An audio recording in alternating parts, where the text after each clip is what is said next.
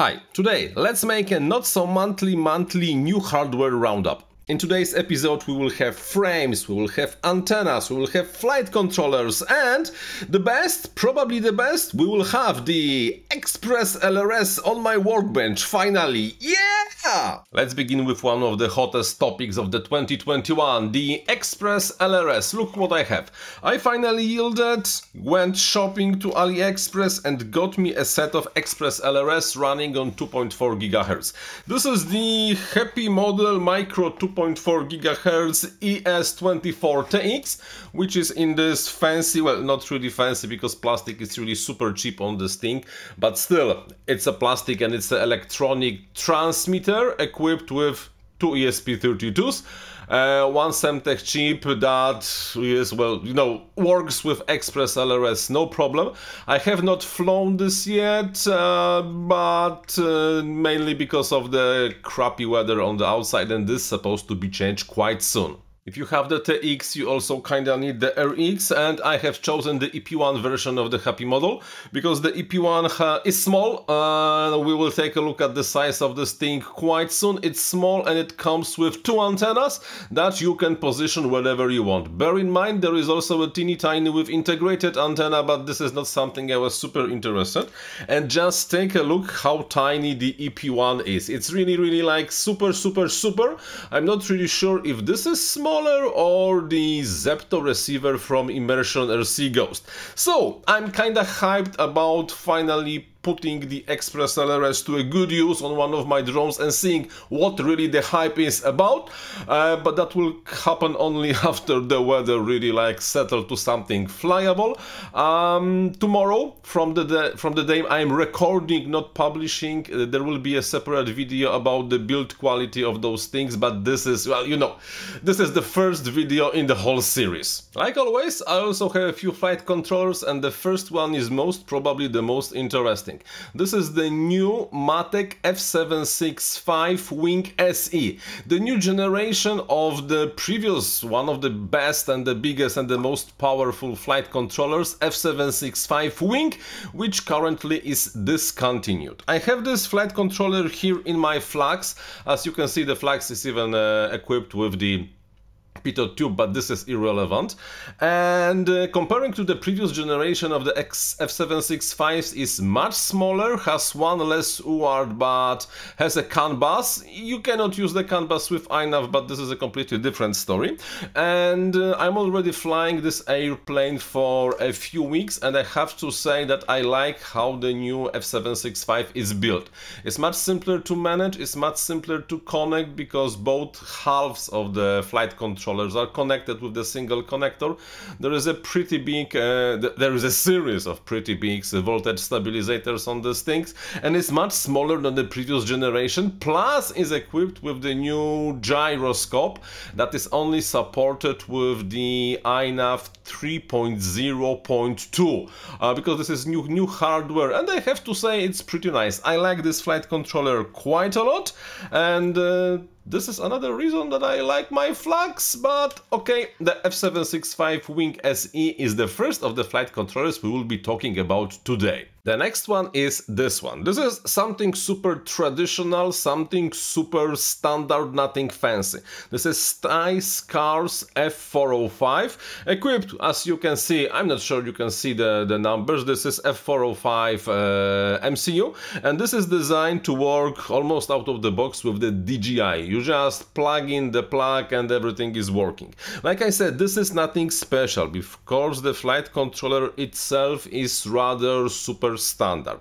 It has the analog OSD, it has the option for the digital OSD, the DJI, basically. You just take any serial port and it works. And really nothing super fancy. However, I have to say that if not counting this place over here on the PCB when they just somehow forgot to sand this, the build quality is quite nice. It's a nice soldering, nice solder mask, and you know, it kind of feels nice in your hands. This is not a review, this is only my first take a look at, nothing super serious yet, but flight controller looks good in my hands. And if we think about how many flight controllers I had in my hands before, this is actually a good sign. The next flight controller is this thing. This is the SpeedybeeF7 V2. You might ask, but why? This thing is on the market for quite a while. Why you are showing us this thing? Because if I'm correct, this is one of the very few, I might be wrong, but I think I'm not that much, units equipped with the DPS 310 barometer. The same barometer that Matek is putting on a lot of their hardware, you see? DPS 310, and comparing to comparing to more standard barometers, this one is just more accurate and better.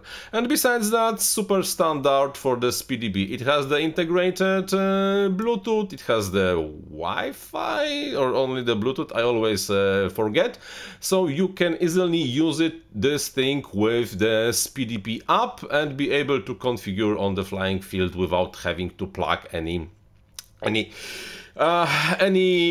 cables at all. So it's a good thing. One more time, this is not a review, this is only an information that a version with the DPS 310 exists, and if you are thinking about putting this thing on the iNav, this might actually be better because the barometer is just so much more precise. And now let's finally move to the frames I have prepared for today. This is the Foxeer Aura, the freestyle frame by Foxeer, which, if you take a look at it, looks solid. And the looks kinda goes with the feels, because if you take it with into your hands, you feel that this is a well-built frame. They were not shy about putting enough of the carbon to make this thing super stiff and most probably survive almost everything you can throw on this thing, because the arms are, let's measure with my super fancy caliper, are 5.5 millimeter thick. That's kind of thicker arms that you usually put on the 5-inch frames, right? Just take a look at the caliper. You see, 5.5. The top plate is 2 millimeters. Bottom plate is 3 millimeters, almost, because 2.5. 2.8, I think, precisely. Pretty nice stiffening plate inside, and it just feels like a solid frame. It comes with a lot of 3D printed options to mounting everything you want on this thing.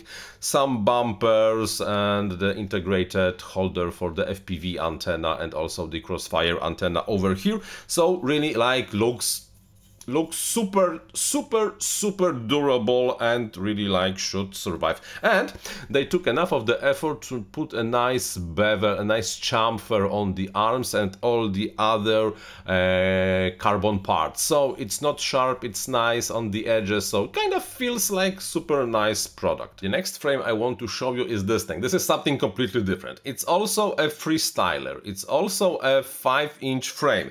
But if you take this thing to your hands and this thing, you kinda already feel that this is a completely different type of the frame, because this thing is much lighter. It is the HaloRC Osiris frame, and on the first glance everything looks almost normal. The arms are pretty nice, 5-inch thick, 5 millimeters thick, so nothing fancy. However, when we take a look at the top plate and also a bottom plate, you will notice that there is something strange going on, because the top plate is thicker than the bottom plate. And if you also take a look at it, you do not see usual shape of the stiffening plate over here. Yet the frame itself is stiff, maybe not as stiff as the Aura I showed you, but should be just stiff enough. How they did that? It's the super interesting and clever way of connecting front arms with the rear arms. Here, there is just another 5 millimeter bar, carbon cut bar, with the third screw that connects from front arms with the rear arms. So as the result, you have quite a lot of carbon between those places, and maybe this is not giving you enough of the strength when you want to bend it like that. However, when you want to bend it like that, everything just comes together, and as the result you have a pretty stiff definitely pretty stiff for the weight kind of the frame. The option of the 3D printed elements, it's kinda maybe smaller than with the Aura, however you get quite a lot, and universal mount for the camera. And by the way, the TPU universal mount for the camera is the correct way to install the camera. The times when we had the carbon plates over here are long gone, and it's super good that they are gone, because when you hit something you do not want your camera to resist against the carbon. The TPU is just better. Universal mount for the FPV antenna in the back, and this is all. And finally some FPV antennas. I have two over here today. One is the Foxeer Echo 2 and the second one is the Foxeer Aura. I'm not sure if they have everything legal about the Oreo name, because I'm pretty sure it's kinda like registered at least, but still they called this antenna an Oreo, so let's begin with the Oreo. Because it looks kinda maybe like the Oreo. Maybe if they could put a white band over here, it would really look like the Oreo. It's the patch antenna with the gain of, at least they said like that on the box, that it has a 9.5 dBi gain. So pretty directional if you compare, for example, with the helical with not too many turns, so it's not that huge. That puts us in the pretty nice gain. Gain that should allow you to fly quite far, of course, if you will be able to put your antenna on the goggles pointed at the drone. This is always a problem with those type of the antennas, because, well, if you are flying, you have goggles on your head, it's really like hard to follow where the drone is without looking at it. And the second one is the Foxeer Echo 2, which looks like that, nothing like the Oreo, because it's just the square with the SMA connector, and they say that this has the gain of the 9 dBi. I was using exactly this one on my Sentinel antenna tracker, only because it was just slightly simpler to install this one on the receiver, because this is quite biggish. In the set there are the, let me find it quickly for you, there are 45 degrees SMA adapters, so it's maybe simpler to put it on the goggles. However, on the antenna tracker you kind of want this to point exactly when the receiver is pointing, so this is exactly a different story. What can I say? This one definitely works. Nice reception over far ranges when the antenna was really pointing at the model.